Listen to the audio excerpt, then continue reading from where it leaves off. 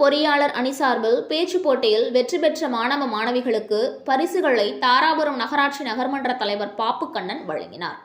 திருப்பூர் மாவட்டம் தாராபுரம் திமுக பொறியாளர் அணி சார்பில் கலைஞர் நூற்றாண்டு பிறந்தநாள் விழாவையொட்டி மகாராணி கலை மற்றும் அறிவியல் கல்லூரியில் உள்ள அரங்கத்தில் மாநிலம் அளவிலான பொறியியல் மாணவர்களுக்கான பேச்சு போட்டி மற்றும் பரிசளிப்பு விழா நடைபெற்றது. இந்நிகழ்ச்சிக்கு தாராபுரம் ஊராட்சி ஒன்றிய குழு தலைவர் செந்தில்குமார் தலைமை தாங்கினார்.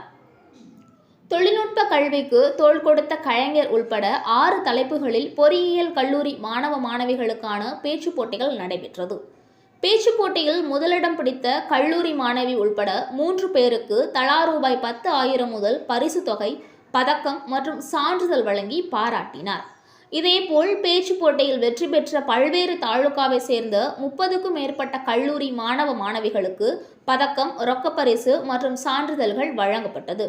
இந்த நிகழ்ச்சியில் காங்கேயம், உடுமலை, பொள்ளாச்சி, தாராபுரம், மூலனூர், குண்டடம் பகுதியை சேர்ந்த ஒன்றிய செயலாளர்கள், நகர செயலாளர்கள் மற்றும் கல்லூரி பேராசிரியர்கள் பலர் கலந்து கொண்டனர்.